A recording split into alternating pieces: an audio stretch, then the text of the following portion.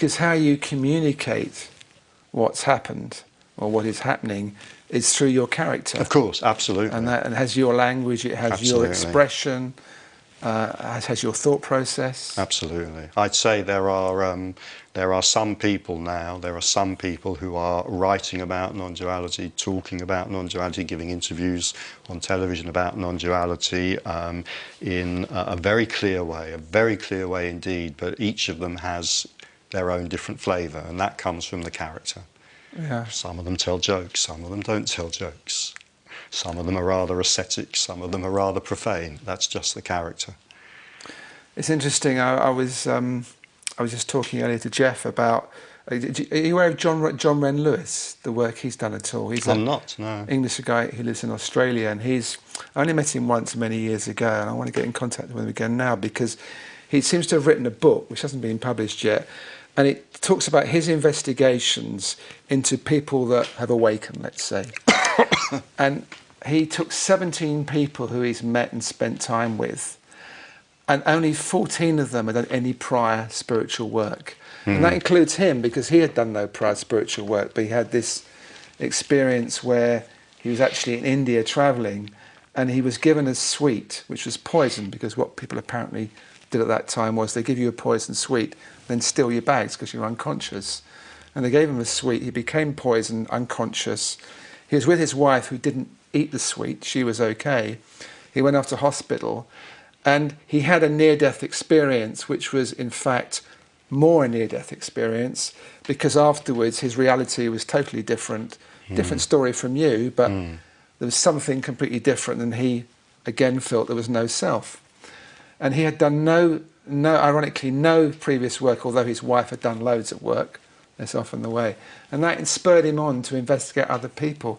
And I thought it was very interesting that 75% of the people that he researched had done no work at all. Something just happened. Well, firstly, we're kind of developing quite an interesting list of techniques for your viewers. Take poison sweets, buy your son a suit. Well, that's not officially endorsed, that one. Don't do this at home. Hang around at major London railway stations. Walk through London parks. I've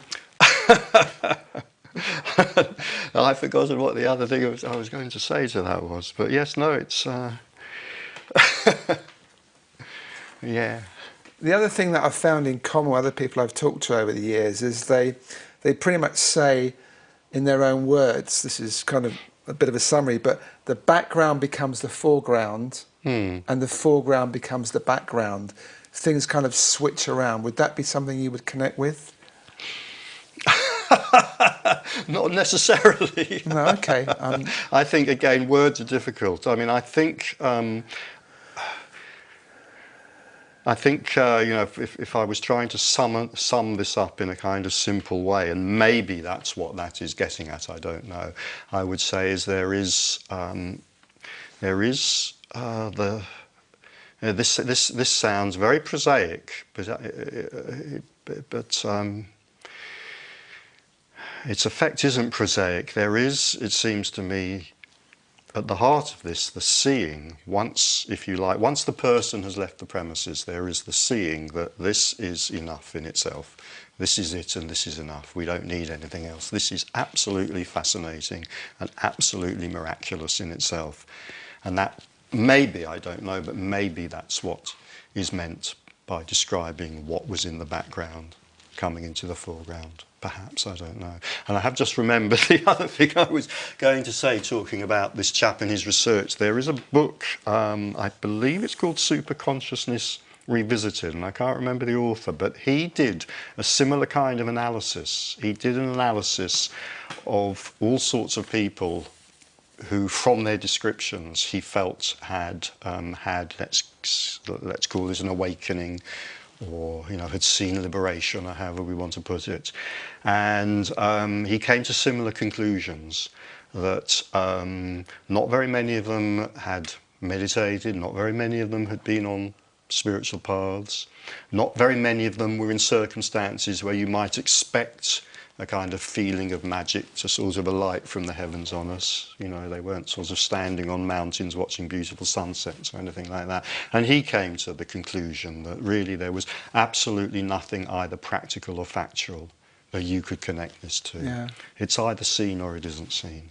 It's like a grace of God thing in a way. If you like, yeah, if you like. Yes, it's grace. Yes, if you like. But there again, if you're an intelligent person and you're not happy with your life, it's pretty stupid not to seek somehow. Absolutely, yeah. So you have no alternative, and that's the dilemma. I would say that where there's a sense of a person there, seeking can't be avoided. You know, there will always be seeking. I mean, it may be what we might call spiritual seeking. It might be simply seeking for a faster car, you know, or a faster woman, or a faster greyhound, or both, or all of these. But you burn through that after a time, and not everybody does. A lot of people get stuck on that, but yeah, a lot of people burn through it and move on to other forms of seeking. But I'd say it's impossible not to seek for a person.